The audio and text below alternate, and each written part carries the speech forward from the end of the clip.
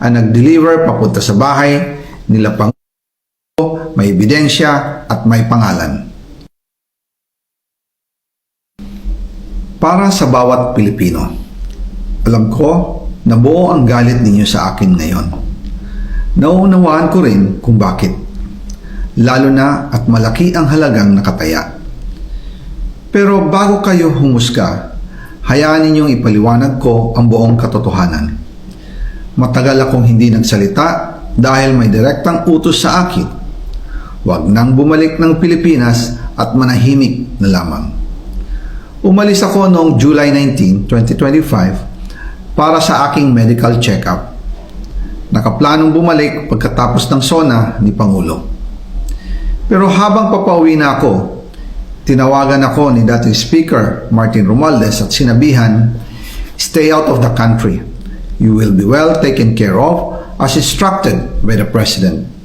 Noon naniniwala pa ako sa kanila, kaya't hindi ako bumalik. Tumikom ang aking bibig, sumunod ako, pero ang hindi ko alam, ang ibig pala nilang sabihin sa aalagaan ka namin ay gagamitin ako bilang panakipbutas sa kanilang kampanya laban sa korupsyon. Ginawa nila akong poster boy ng kanilang sariling kasinungalingan.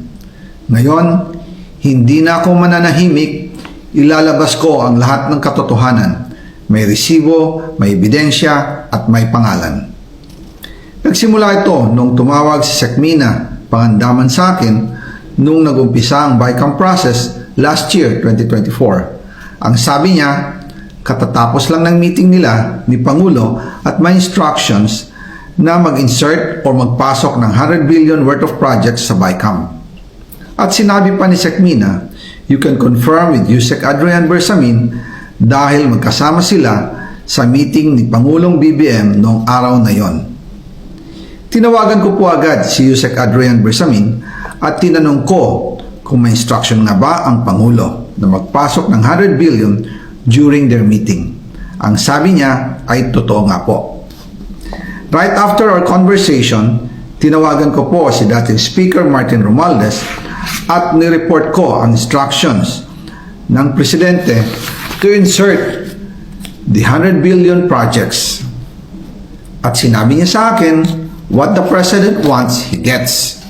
After ng ilang araw, nag-set po ng meeting si Sekmina Pangandaman at Yusek Adrian Bersamin sa amin ni dating Speaker Martin Romualdez sa Aguado Building in front of Gate 4 ng Malacanang at nandoon din po si Yusek Jojo Cadiz.